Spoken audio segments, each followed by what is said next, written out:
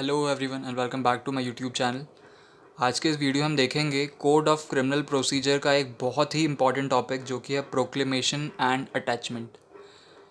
तो ये वीडियो चालू करने से पहले अगर आप मेरे चैनल पर नए हैं तो चैनल को सब्सक्राइब करें और बेल आइकन को प्रेस करें। तो चलिए शुरू करते हैं आज का हमारा नया वीडियो जो कि है कोड ऑफ क्रिमिनल प्रोसीजर 1973 का एक बहुत important topic proclamation and attachment.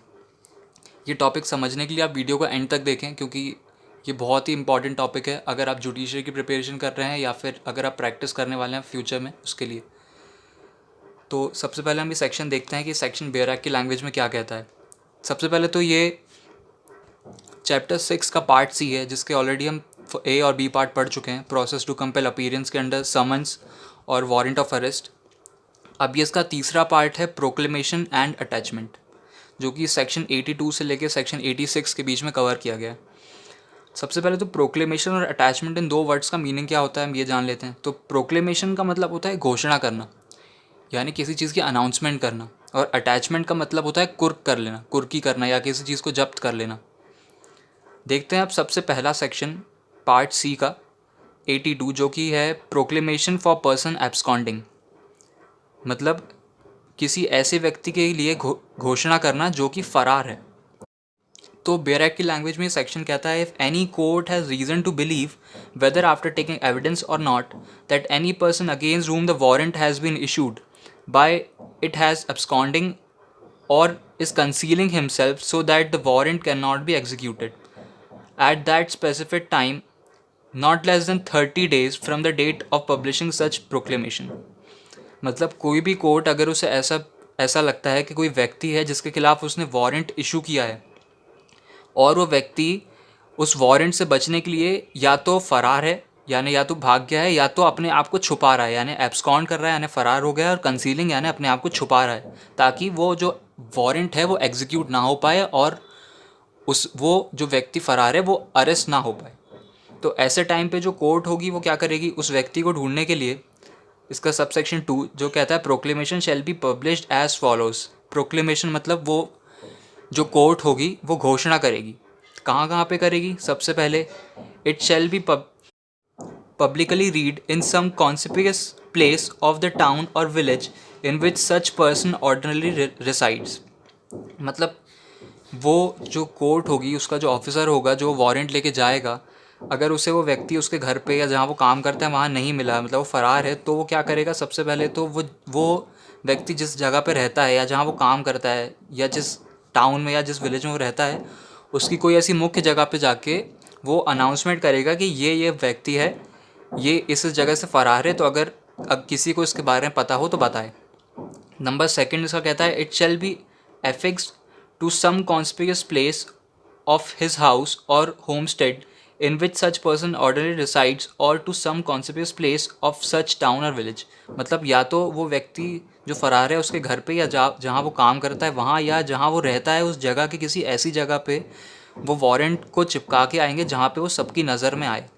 और अगर वो व्यक्ति आए तो उसे पता चल जाए कि उसके खिलाफ वारंट इशू हुआ है। नंबर इसका सी सब सेक्शन कहता है a copy thereof shall be affixed to some conspicuous place of the court house. अब जो वारंट होगी उसकी कॉपी कोर्ट हाउस के बाहर भी चिपका दी जाएगी ताकि पता रहे कि इस व्यक्ति के खिलाफ वारंट इशू किया गया है। अब देखते हैं सबसेक्शन 2 का सेकंड पार्ट। द कोर्ट में also if it thinks fit direct a copy of proclamation to be published in the daily newspaper in the place in which such person ordinary resides. मतलब अगर court को ऐसा लगता है, सही लगता है, तो वो उस वारंट की एक कॉपी, उस प्रोक्लेमेशन की एक कॉपी डेली न्यूज़पेपर में पब्लिश कर देगी जो कि कहाँ पे सर्कुलेट होता है, उस जगह पे जहाँ पे वो व्यक्ति रहता है या जहाँ वो काम करता है। उसका सबसेक्शन 3 देखते हैं statement in return by the court issuing the proclamation to effect that proclamation with duly published on the specified day in the manner specified is cause of subsection 1 of subsection 2 shall be conclusive evidence that the requirement of section has been completed with and that the proclamation was published on such date। अब subsection 2 के ये जो तीनों points हैं,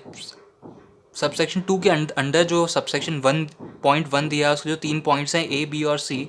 ये तीनों इस बात के कंक्लूसिव एविडेंस होंगे कि कोर्ट ने अपनी तरफ से पूरी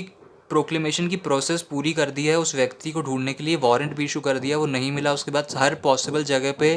प्रोक्लेमेशन को पढ़ के भी सुना दिया, चिपका भी दिया, न्यूज़पेपर में भी लगा दिया, कोर्ट रूम के बाहर भी लगा दिया। तो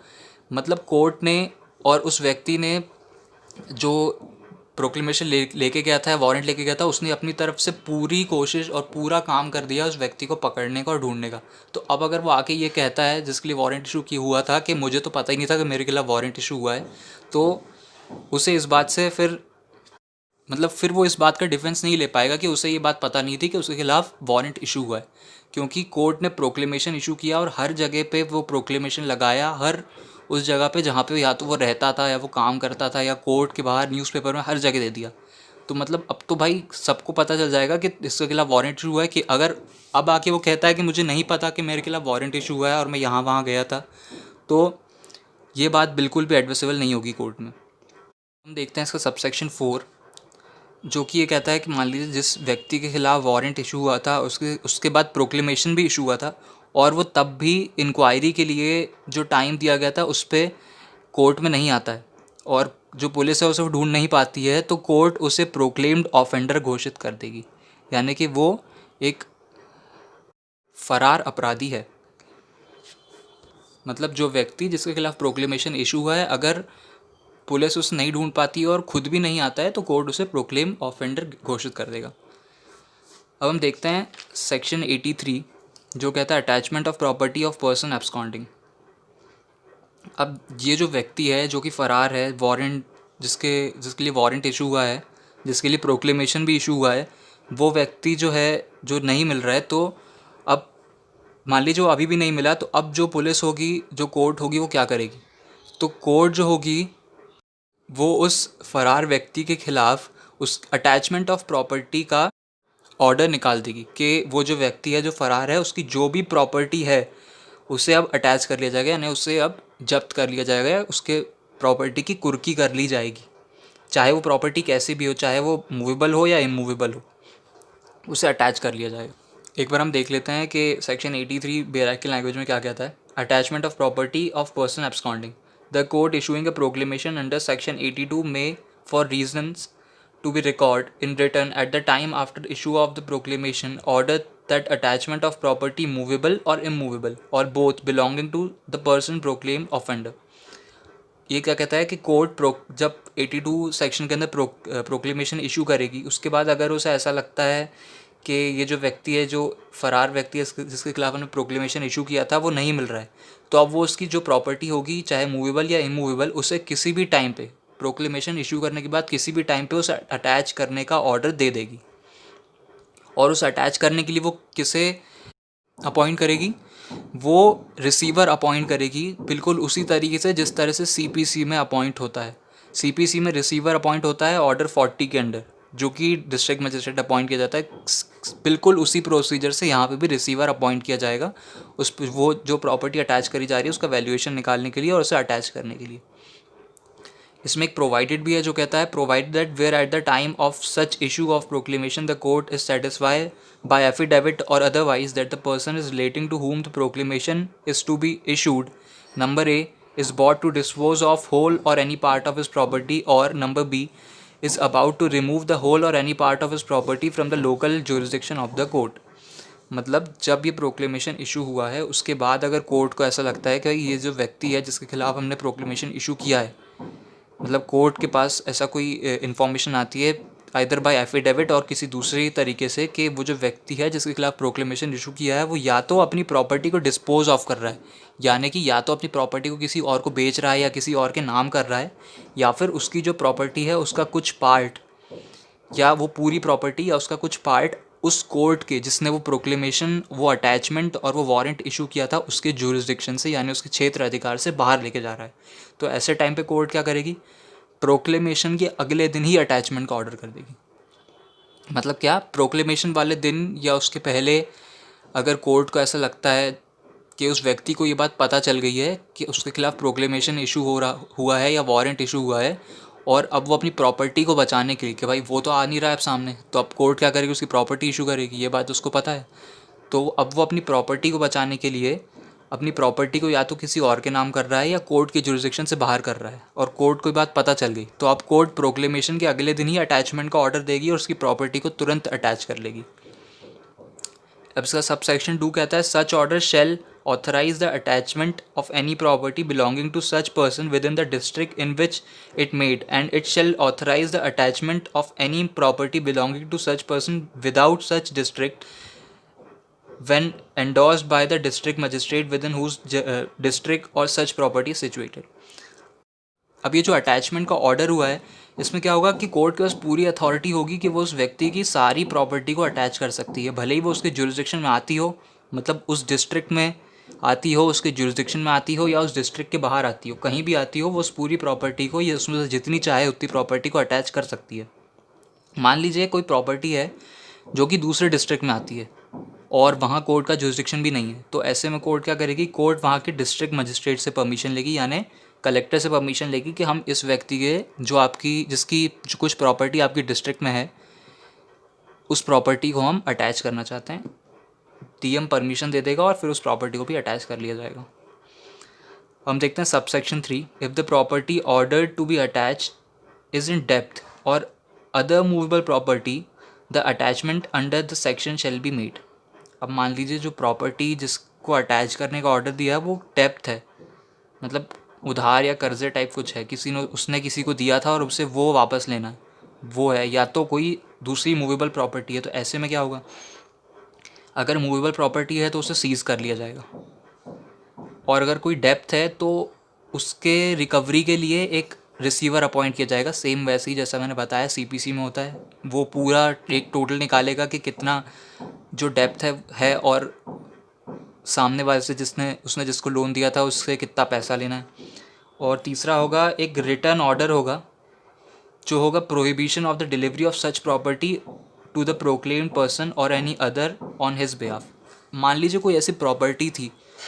जो कि उस व्यक्ति को मिलने वाली थी जिसके खिलाफ प्रोक्लेमेशन इशू हुआ है,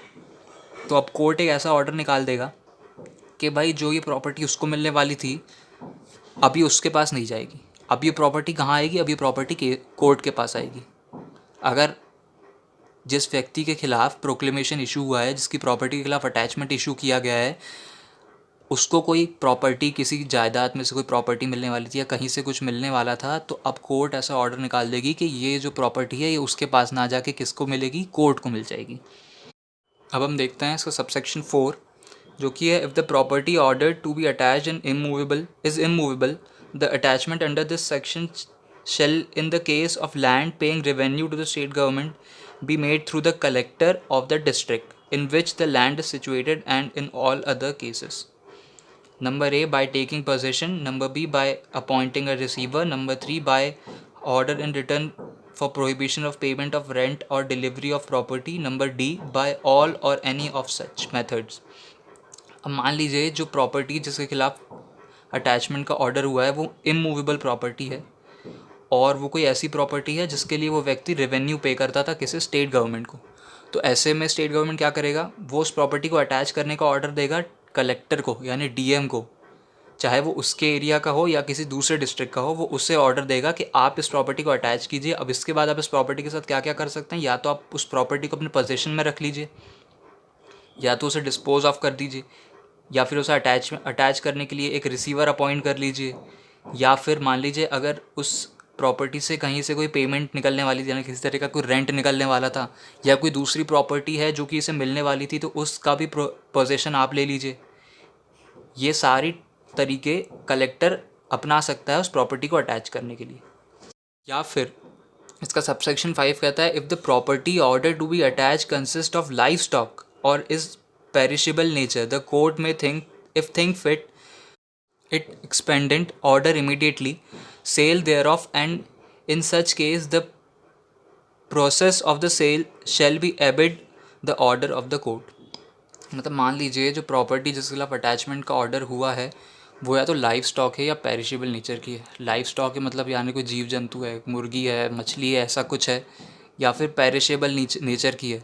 मतलब जो जल्दी से ख़राब हो जाती है। फास्ट डिके वाली, मतलब जो चीज़ें जल्दी ख़राब हो जाती, सब्जी हुई या कोई दूसरी ऐसी चीज़ हुई, मीट हुआ, तो ऐसे में कोर्ट क्या करेगी, उस चीज़ का इमीडिएट, मतलब उस चीज़ को इमीडिएट सेल करने का ऑर्डर कर देगी कि ये जो हैं चीज़ें लाइफ स्टॉक या पेरिशेबल नेचर की या फास्ट डिके वाली, इन्हें आप इमीडिएट सेल कर दें। और उसकी उससे जो पैसा आएगा वो किसके पास जाएगा, वो कोर्ट के पास जाएगा, और वो जो सेल होगी वो भी किसके ऑर्डर पे होगी, वो भी कोर्ट के ही ऑर्डर पे होगी। इसका सबसेक्शन 6 है, the power, duties and liabilities of receiver appointed under this section shall be same as those of the receiver appointed under CPC 1908। जो मैंने पहले बताया था कि जो रिसीवर इसमें अपॉइंट किया जाएगा इस सेक्शन के लिए, उसकी ड्यूटीज़, उसकी लाइबिलिटी, उसकी पावर सेम वैसे ही होंगी जैसी किस में अपॉइंट किसकी होती है, उस रिसीवर की जो CPC यानी कोड ऑफ सिविल प्रोसीजर 1908 में अपॉइंट किया जाता है। किसके द्वारा अपॉइंट किया जाता है, DM के द्वारा, ऑर्डर 40 के अंडर। यहाँ जो रिसीवर अपॉइंट होगा उसके पास भी वही पावर होंगी जो वहाँ जो रिसीवर अपॉइंट हुआ था उसके पास रहती हैं। अब हम देखते हैं section 84, claims and objection to attachment. मतलब वो जो अटैचमेंट हो रहा है उसके खिलाफ क्लेम्स और ऑब्जेक्शंस लेना। If any claim is preferred to or objection made to the attachment of the property attached under section 83 within 6 months from the date of such attachment by the person other than the proclaimed offender on the grounds that the claimant or objector has an interest in such property and the such interest is not liable to attachment under this section 83, the claim or objection shall be inquired into and may be allowed or disallowed with the whole or in part। मतलब अगर कोई जो attachment order हुआ है section 83 के अंदर, अगर कोई उस अटैचमेंट के खिलाफ ऑब्जेक्शन या ऑब्जेक्शन उठाता है, जो कि कौन है, उस प्रोक्लेम्ड ऑफेंडर के अलावा कोई है, मतलब वो प्रोक्लेम्ड ऑफेंडर के अलावा अगर कोई उस अटैचमेंट के खिलाफ ऑब्जेक्शन उठाता है और कहता है कि ये जो प्रॉपर्टी है ये उस व्यक्ति की है, मतलब जो ऑब्जेक्शन उठा रहा है ये उसकी प्रॉपर्टी है और इस पूरी प्रॉपर्टी का इंटरेस्ट उसके अंडर आता है, इस पूरी प्रॉपर्टी का टाइटल उसके अंडर आता है, तो ऐसे में जो कोर्ट होगी वो क्या करेगी, वो इसके खिलाफ इस चीज़ में इंक्वायरी करेगी कि क्या ये व्यक्ति जो कह रहा है ये सच कह रहा है। और अगर इंक्वायरी में ऐसा निकलता है कि हाँ ये व्यक्ति सच कह रहा है, ये जो प्रॉपर्टी है ये इसी की है, इसका लीगल टाइटलशिप इसी के पास है, तो वो क्या करेगी, वो उस प्रॉपर्टी को उस व्यक्ति को दे देगी। लेकिन उसे कितने टाइम के अंदर ऑब्जेक्शन लेना पड़ेगा, 6 महीने के अंदर। और जो कोर्ट है वो प्रॉपर्टी अटैच करने के बाद 6 महीने तक उस प्रॉपर्टी को डिस्पोज ऑफ या सेल आउट नहीं कर सकती। मतलब जिस तारीख से प्रॉपर्टी को अटैच किया गया है उस तारीख से लेके 6 महीने तक वो उस प्रॉपर्टी को ना सेल कर सकती है, ना उसका ऑक्शन करवा सकती है, ना उसे किसी दूसरी तरीके से डिस्पोज ऑफ कर सकती है। क्यों? क्योंकि अगर कोई उस अटैचमेंट के खिलाफ, उस अटैच प्रॉपर्टी के खिलाफ ऑब्जेक्शन लेके आता है, यानी उस अटैचमेंट के खिलाफ ऑब्जेक्शन लेके आता है, तो वो उस 6 महीने में आ सकता है। वो प्रॉपर्टी अभी है, अभी तक उसे डिस्पोज ऑफ नहीं किया गया। इसमें एक प्रोवाइडेड दिया है that any claim preferred under objection made with in the period allowed by this subsection may in the event of the death of the claimant और objector to be continued by the legal representative. अब मान लीजिए जो इसमें objection का point दिया गया है, अगर मान लीजिए जो ओनर था उस प्रॉपर्टी का, मतलब जिसकी नाम पे प्रॉपर्टी थी, अगर मान लीजिए वो मर गया, तो उसके अलावा कौन है जो उस प्रॉपर्टी के लिए क्लेम कर सकता है और उस अटैचमेंट के खिलाफ ऑब्जेक्शन कर सकता है? उसका लीगल रिप्रेजेंटेटिव, यानी उसका लॉयर उस प्रॉपर्टी के खिलाफ क्लेम कर सकता है उस ओनर के मरने के बाद भी।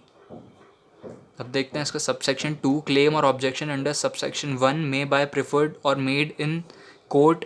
By which the order of attachment is issue, or if the claim or objection in the respect of the property attached under an order endorsed under subsection 2 of subsection 2 of section 83 in the court, the chief judicial magistrate or the district in which the attachment is made।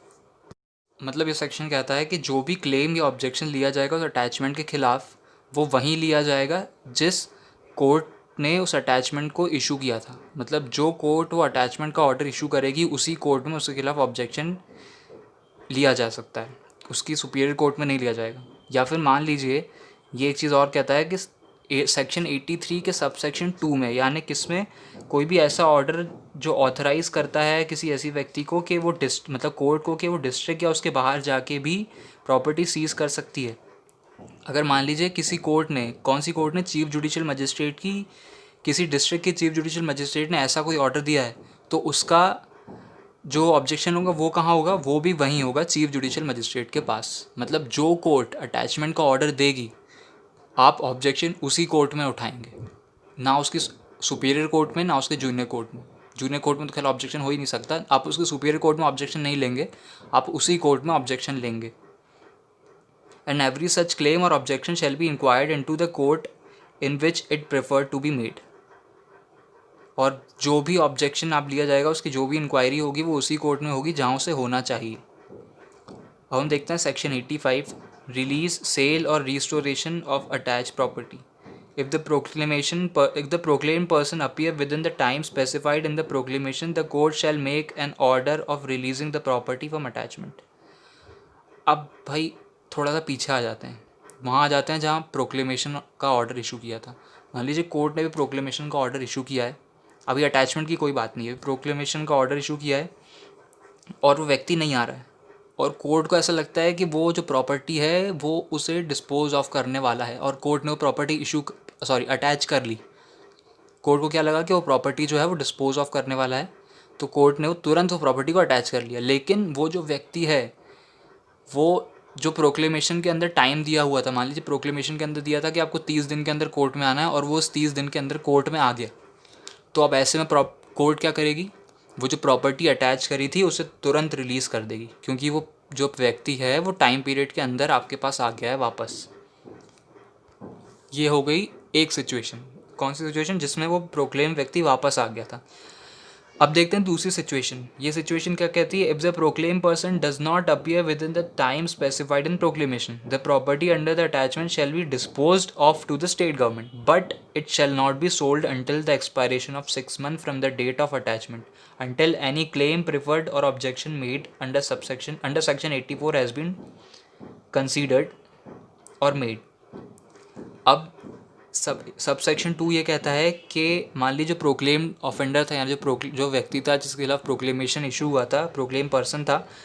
वो उस time period के अंदर नहीं आता है, वो आता ही नहीं है, तो अब उसकी प्रॉपर्टी का क्या होगा? अब जो कोर्ट होगी वो उस प्रॉपर्टी को किसको हैंड ओवर कर देगी, यानी किसको डिस्पोज कर देगी? वो स्टेट गवर्नमेंट को दे देगी वो प्रॉपर्टी, कि अब आप देखिए इस प्रॉपर्टी के साथ क्या करना है। लेकिन स्टेट गवर्नमेंट भी उस प्रॉपर्टी को 6 महीने तक नहीं बेच सकती, क्योंकि मान लीजिए आपने बेच दिया और उसके बाद कोई आ गया क्लेम करने की प्रॉपर्टी तो मेरी है, तो इसलिए 6 महीने तक, क्योंकि हमने ऊपर पढ़ा था सेक्शन 84 में कि 6 महीने तक प्रॉपर्टी को वैसे ही रखना पड़ता है जैसी वो है, उसको बेच नहीं सकते, क्योंकि 6 महीने का टाइम होता है सामने वाले पास क्लेम करने के लिए। तो इसलिए ये जो स्टेट गवर्नमेंट है यहाँ पे 6 महीने तक प्रॉपर्टी नहीं बेच सकती, ताकि अगर कोई उस प्रॉपर्टी के खिलाफ क्लेम करना चाहे तो वो क्लेम कर सकता है। और लेकिन अगर वो प्रॉपर्टी स्पीडी और नेचुरल डिके की है, तो फिर उस प्रॉपर्टी को बेचना ही पड़ता है। तो फिर कोर्ट ऑर्डर कर देगी तुरंत कि आप इस प्रॉपर्टी को उठाइए और बेच दीजिए, और उसके बाद अगर कोई आता है क्लेम करने के लिए, तो उसे बेचने से जो पैसा आया था वो पैसा उस व्यक्ति को दे दिया जाएगा जो क्लेम करने आया उस प्रॉपर्टी के लिए। अब देखते हैं इसका subsection 3।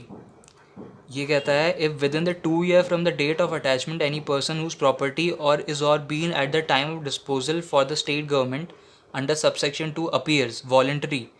or is apprehended that brought before court whose order the properties was attached, or the court to which such court is subordinate at the proof of satisfaction, such court that he did not abscond or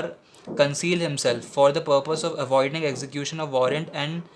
that he had no such notice of proclamation as enabled him to attend.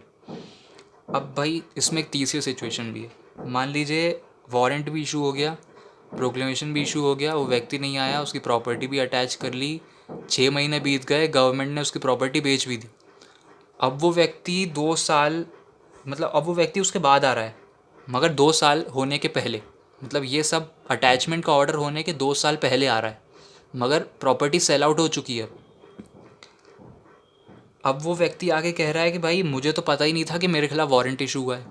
या मुझे पता ही नहीं था कि ऐसा कुछ कुछ हुआ है, मैं तो बाहर था, मैं तो आउट ऑफ इंडिया था, या मैं कहीं और था, मुझे तो इस बारे में पता ही नहीं था। और वो सफिशिएंट रीज़न दे देता है कि उसे इस बारे में क्यों नहीं पता था। तब कोर्ट क्या करेगी, मान लीजिए अगर वो प्रॉपर्टी सेल आउट हो चुकी है जिसके खिलाफ अटैचमेंट इशू हुआ था, तो वो उस प्रॉपर्टी से जो पैसा आया था वो उस व्यक्ति को दे देगी। या फिर अगर वो प्रॉपर्टी अभी तक सेल आउट नहीं हुई है, बाय चांस अगर वो प्रॉपर्टी अभी है, उसका डिस्पोज ऑफ नहीं किया गया, तो वो प्रॉपर्टी वैसी की वैसी उसे दे दी जाएगी, ये लो भाई तुम्हारी प्रॉपर्टी। लेकिन अब उसके खिलाफ आगे की जो प्रोसीजर है वो होगी, क्योंकि वो क्या है, वो प्रोक्लेम्ड ऑफेंडर है। अब हम देखते हैं इसका सेक्शन 86 जो कहता है appeal from order rejecting application for restoration of attach property. Any person referred under subsection 3 of section 85 who is aggrieved by the refusal of delivery of property of the proceeds of sale thereof may be appealed to the court to which appeal ordinarily lies from the sentenced of the first mentioned court। मतलब कोई भी ऐसा व्यक्ति जो है जिसके बारे में किसमें बात करी गई है, सेक्शन 85 के सबसेक्शन 3, यानी कौन, वो प्रोक्लेम्ड ऑफेंडर। अगर वो मान लीजिए अब आता है और आके अपनी प्रॉपर्टी की डिमांड करता है, मान लीजिए सेल आउट होने के बाद या सेल आउट होने के पहले ही वो आ गया है, लेकिन टाइम उसका जो था प्रोक्लेमेशन का वो ख़त्म हो चुका है प्रेजेंट होने का, अब वो आता है प्रॉपर्टी की डिमांड करता है कि भाई मैं आ गया हूँ, मेरी प्रॉपर्टी छोड़ दो। और जो कोर्ट होती है वो उसकी उस एप्लीकेशन को रिजेक्ट कर देती है। मतलब जो रिलीज़ करने के लिए जो वो एप्लीकेशन लगाता है कि मेरी प्रॉपर्टी रिलीज़ कर दीजिए, मैं आ गया हूँ, और कोर्ट उस एप्लीकेशन को रिजेक्ट कर देती है, तो ऐसे में वो व्यक्ति क्या कर सकता है, वो इस चीज़ के लिए अपील कर सकता है। कहाँ पे? अपनी प्रॉपर्टी रिस्टोरेशन के लिए अपील कर सकता है। कहाँ? जहाँ उस कोर्ट के खिलाफ ऑर्डिनरी अपील होती है। मतलब उस कोर्ट से जो एक लेवल सुपीरियर कोर्ट होगा जहाँ पे उस कोर्ट की अपील जाती होगी, वो वहीं पे उस रिजेक्शन के खिलाफ अपील लगा देगा। तो ये था हमारा प्रोक्लेमेशन एंड अटैचमेंट का पार्ट। आई होप आपको ये वीडियो समझ में आया होगा और ये टॉपिक भी। तो अगर आपको ये वीडियो पसंद आया हो तो इस वीडियो को लाइक करें, कमेंट करें और हमारे चैनल को सब्सक्राइब करें। Thank you.